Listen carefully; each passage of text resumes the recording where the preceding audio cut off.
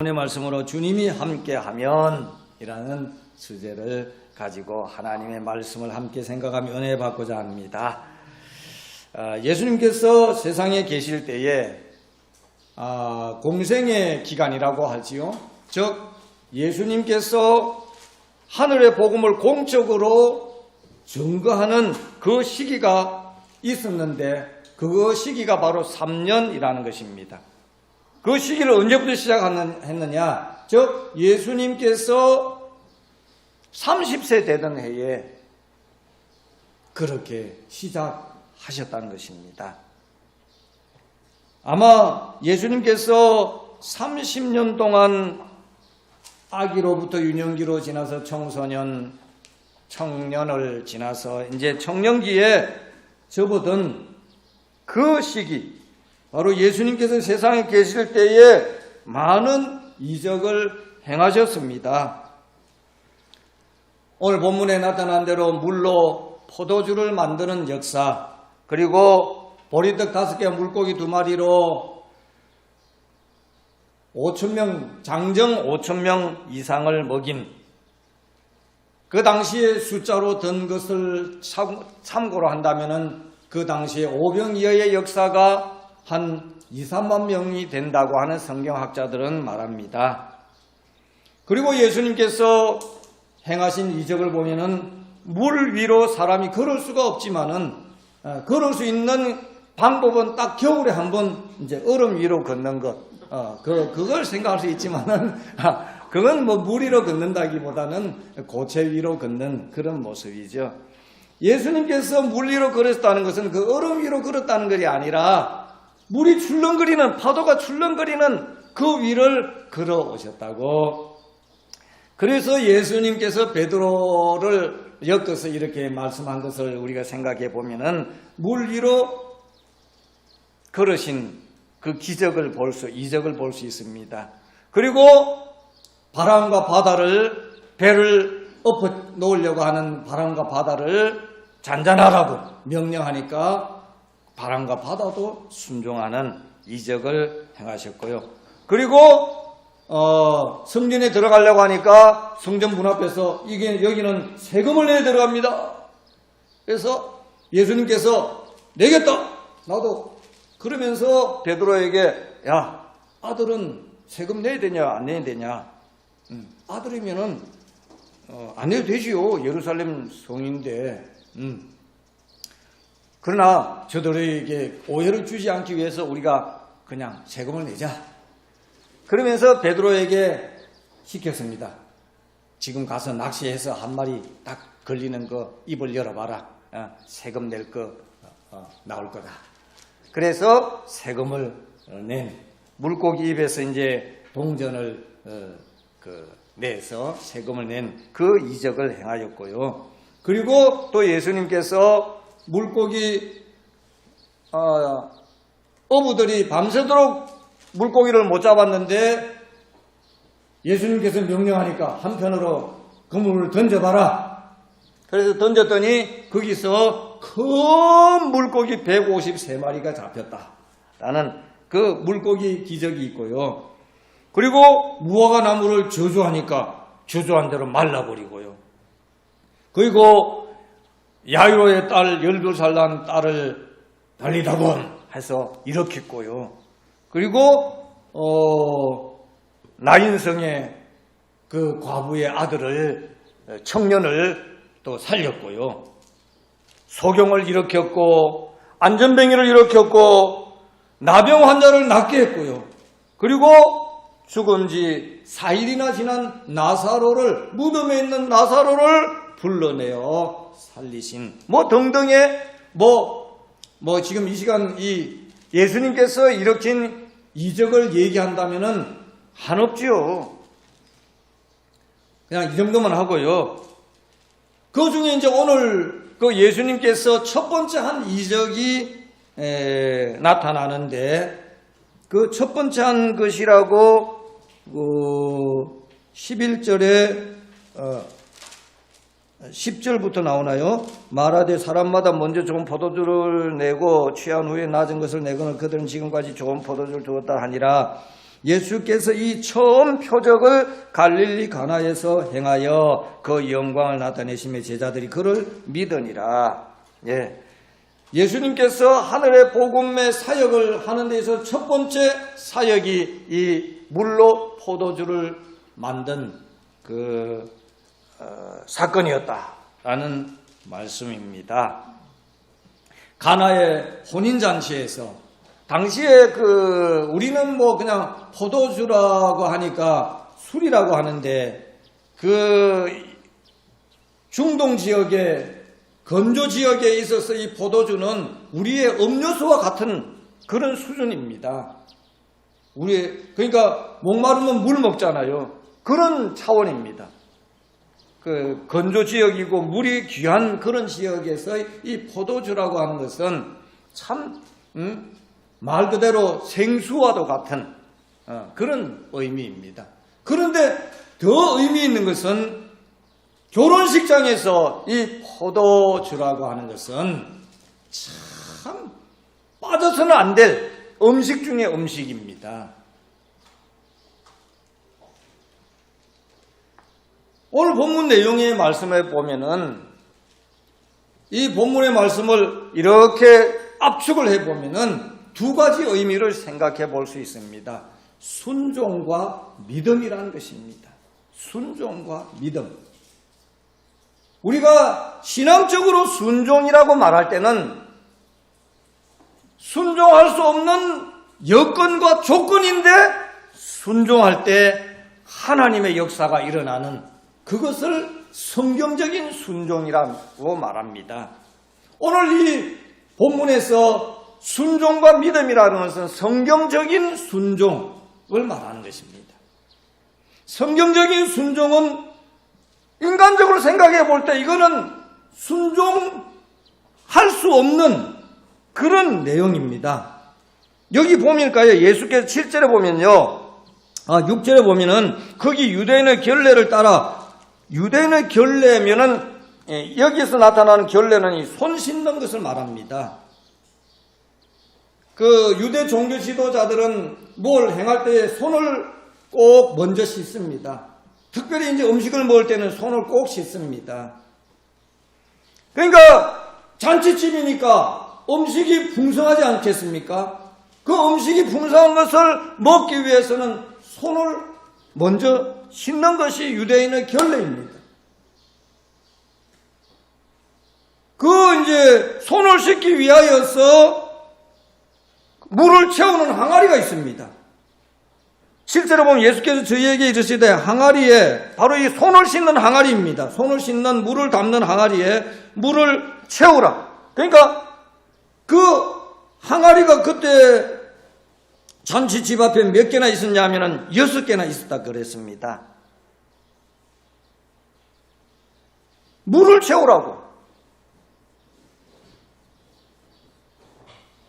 그 전에 이제 또 예수님께서 육신의 어머니인 마리아로부터 이런 말을 듣습니다. 아들아, 이 잔치집에 포도주가 지금 모자란다고 얘기 들리는데 어떡하냐? 그러니까 예수님께서는 여자여 하는 말을 하는 것을 볼 수 있지요. 한국말로 보면은 이런 싸가지 없는 사람이 어디 있냐? 자기 어머니를 보고 여자여라고 하다니. 그런데 성경학자들에 의하면 이 여자여라고 성경에 기록된 이 내용은 아주 여인을 높이는 존칭을 하고 합니다.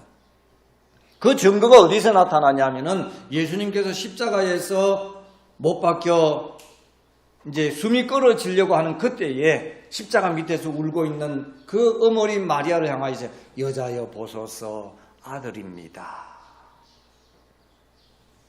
그때는 여기는 이제 본문의 내용에서는 잔치집이니까 예수님께서 그냥 장난스럽게 얘기할 수도 있겠지만은, 그러나 이제 막 숨이 끊어지려고 하는 그때에 여자여 보소서 아들입니다 하는 그 말 속에 여자여라는 이 말은 그 당시에 문화적으로 보면은요 굉장히 그 여인의 품위를 높여주는 그런 그 문화적인 속성이 있다고 신학자들은 말합니다. 여자여, 나와 이 일이 무슨 상관이 있습니까? 아마 은연중에 이거 교감이 된 것 같습니다. 그 아들하고. 그래서 이제 그 마리아가 그 일꾼들한테, 심부름들 하는 분들한테, 자, 우리 아들 예수가 무슨 말을 하든지 너희들에게 말하는 대로 군소리 말고 그대로 행하기를 바란다. 말 듣기를 바란다. 일꾼들도 물찌개지고 막 이렇게 하는 거 하려고 하겠습니까? 그리고 또 잔치집에 포도주가 모자란다고 하는데, 아니 포도주를 구하라고 하면 될 걸 갖다가 왜 손 씻는 항아리에다가 물을 채우라고 할까? 일꾼들 입장에서는 도저히 이거는 말이 안 되는 겁니다. 그리고 물을 다 채우고 아구까지 채우고 나니까 하는 말씀이 또 가관이 아닙니다. 그 물을 손님들한테 포도잔에, 물그릇이 아니라 포도잔에 채워서 갖다 드려라. 말도 안 되는 겁니다. 그런데 그 전에 너희들이 시키는 대로 해라. 그런 이제 그 마리아의 당부가 있었기 때문에 일꾼들은 그대로 했습니다. 그 물을 먹은 항아리에 채운 물을 먹은 사람들이, 와, 맛있다. 이거 어디서 났노? 야, 맛있네. 그러면서 이제 그 연회에서 이제 대표되는 사람이 그 신랑을 불러서, 어이, 신랑 이리 와봐. 야, 넌 참 진짜 좋은 포도주를 뒀구만. 보통 사람들은 처음에는 좋은 거 내주고 취하고 난 뒤에 시시한 거 내놓는데, 야, 지금 먹는 게 더 좋네. 아이, 넌 진짜 참 좋은 포도주를 두었다 하고 칭찬을 합니다.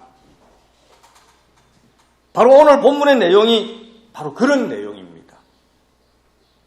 자, 이 내용에서 다른 거 다 이제 접어두고 오늘 주제가 되는 주님이 함께하면 잔치집이 더 풍성해지는 그런 것처럼, 주님이 함께하면, 나와 함께하면은 내 마음이, 내 삶이, 내 가정이, 내 일터가 풍성해진다 라는 그런 의미로 오늘 본문의 말씀을 함께 생각해 보고자 하는 것입니다.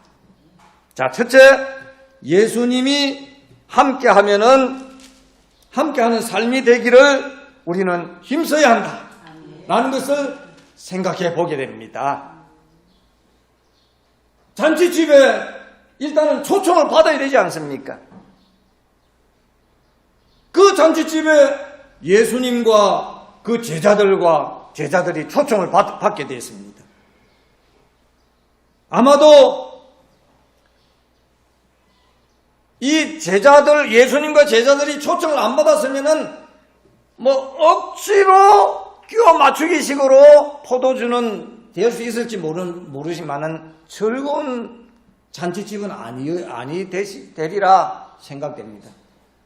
그런데 예수님을 초청하였기 때문에 이 잔치집이 더 풍성해졌다.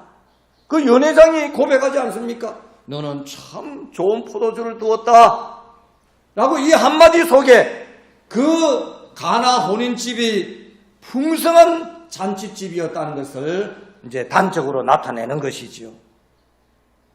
사흘 되던 날에 갈릴리 가나에 혼인이 있는데 이 혼인집에 예수님이 초청되었다는 것입니다.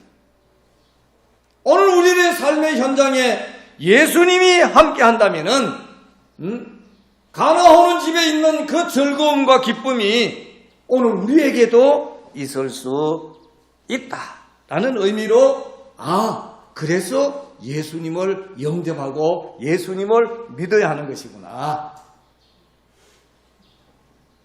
그리고 이제 예수님을 초청한 사람은 그 예수님께서 나의 문제를 해결해 주실 수 있는 분이라고 하는 것을 우리가 믿음을 가져야 한다는 것입니다.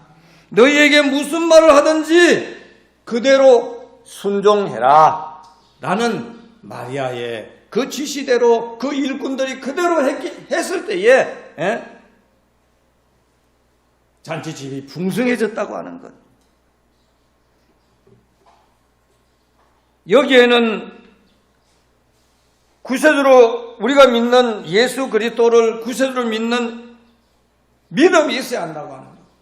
그런데 때로는 이 믿음이 내 생각과 전혀 다른 방법으로 이제 닥치는 그런 경우도 있다는 것입니다.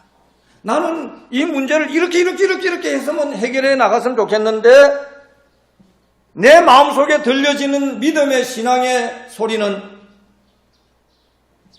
가서 기도해. 아니 기도한다고 뭐 돼요? 반발이 일어나지요. 사람이 살아가는 데 있어서 어떤 때는 돈이 꼭 필요할 때가 있고 그런데 그 돈으로 해결할 수 없는 일, 실패와 좌절과 불만족이 생길 때가 있습니다. 그럴 때에 우리 믿음의 사람들은 낙심하고 좌절하기가 쉬운데 세상 사람들은 그렇게 하더라도 우리 신앙인들은 믿음으로 주님을 바라보고 나에게 닥친 그 문제를 주님께 한번 맡겨보라는 것입니다. 오늘 본문의 말씀대로 마리아가 그 일꾼들에게 말한 것처럼 너희들에게 무슨 말씀을 하시든지 그대로 하라. 이 말 아닙니까? 오늘 우리들이 이 내용을 신앙적으로는 알고는 있습니다만은 발걸음을 실제로 액션으로 행동으로 옮기는 것은 참 그것은 대단한 뭐라 그럴까요? 용기라 그럴까요? 신앙의 용기라 그럴까요? 모험이라 그럴까요? 오늘 본문 3절 말씀에 보면 예수님의 일행이 혼인집, 잔치집 청함을 받고 도착하고 보니까 잔치집의 주 메뉴인 포도주가 떨어졌습니다. 이때 예수님의 육신의 어머니인 마리아는 아들 예수님께 문제인식을 시키고 해결을 촉구했습니다. 결국 예수님께서 가나 혼인집에 닥친 근본적인 문제를 해결하신 사실을 보고 제자들이 믿은 것처럼 오늘 우리들도 믿어지는 역사가 일어나게 되기를 오늘 본문 11절의 말씀에 예수께서 이 처음 표적을 갈릴리 가나에서 행하여 그 영광을 나타내심에 제자들이 그를 믿으니라 한 것처럼 오늘 우리들도 내가 영접한 각자 우리 신앙인들이 각자 영접한 그 예수님을 구세주로 믿고 나의 모든 것을 그분께 맡기자는 것입니다. 우리는 일상생활에서는 맡기는 곳이 있지요. 일상생활에서. 돈 아닙니까? 그런데 믿음으로도 할 수 있다. 이것을 우리 신앙인들은 더 무게중심을 두고 있어야 한다는 것입니다. 그러기 위해서는 나의 모든 것을 다 주님께 맡기고 주님께서 요구하시는 대로 말씀하시는 대로 따르면 된다는 것입니다.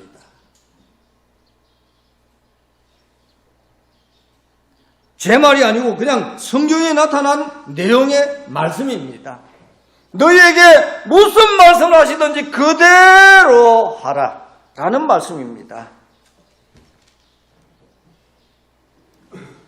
그런데 생각은 그렇는데 교회 문밖 나가고 보면은 현실을 보면은 이거는 내 생각대로 돈이 얼마 정도 있어야 돼.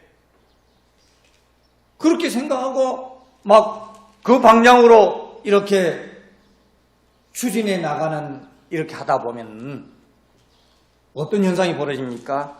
시험이라는 것이 거기서 나타난다는 것입니다. 우리 예수 믿는 사람들이 시험 당할다 할 때 물론 인간적인 그 대화 이런 삶 속에서 나타나지만은 근본적인 문제는 아마 이 물질적인 문제라고 말할 수 있습니다. 그럴 때에 오늘 우리들 다시 한번 마음가짐을 가지고 우리 주님께 한번 맡겨보라는 것입니다. 말라기에서 보면은 믿는 채만 해도 하나님께서는 함께 해주시겠다는 그런 말씀 봅니다.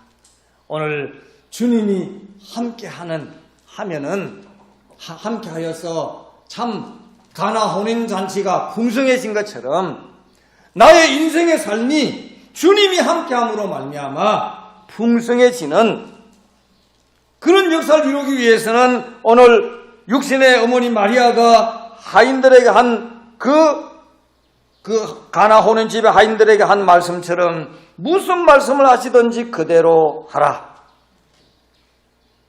그래서 오늘 우리들은 나의 모든 것을 주님께 맡기는 삶을 살아라고 하는 성경 말씀을 한 절 보는데요. 이 말씀은 바로 구약 성경에 있는 내용의 말씀을 베드로 사도가 그대로 받은 것입니다. 베드로전서 5장 7절의 말씀에 보면 너희 염려를 다 주께 맡겨버리라.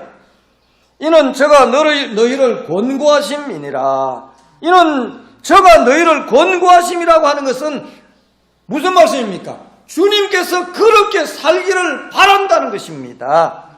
무슨 말씀입니까? 나의 모든 삶을, 모든 문제를 내가 영접한 그분께 맡기는 삶을 살기를 주님께서는 바란다는 것입니다. 그런데 우리의 삶은 거기에서 조금 동떨어지는 삶을 살 때가 종종 여러 번 일어나지요.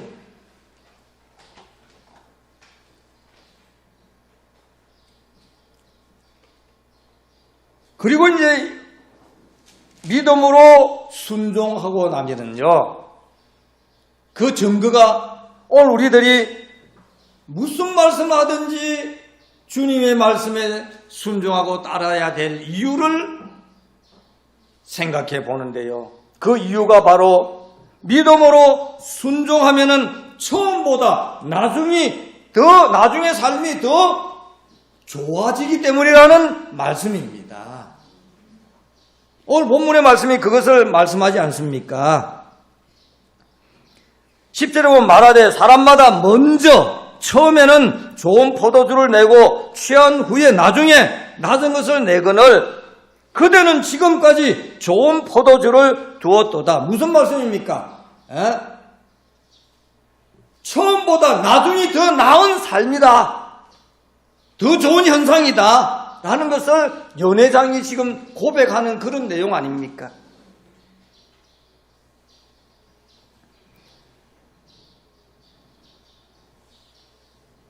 처음보다 나중이 풍성해진 것을 성경에서 단적으로 보면은 아브라함을 우리는 보는 것입니다. 아브라함이 처음에 하나님의 말씀을 쫓아서 갔을 때에 참 초라했습니다. 그렇지만은 하나님께서 그 말씀을 따라 순종하는 아브라함을 축복하셨는데 오늘날까지도 아브라함처럼 하나님을 믿으라고 복의 근원의 축복을 내리신 것을 볼 수 있습니다. 그래서 오늘 말씀을 이제 이렇게 결론을 내려봅니다. 주님이 함께 하면은 문제 해결을 해 주신다는 믿음,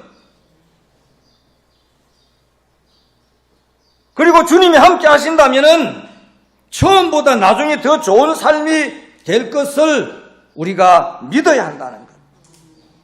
여기에 바로 믿음과 소망이 들어간 것입니다.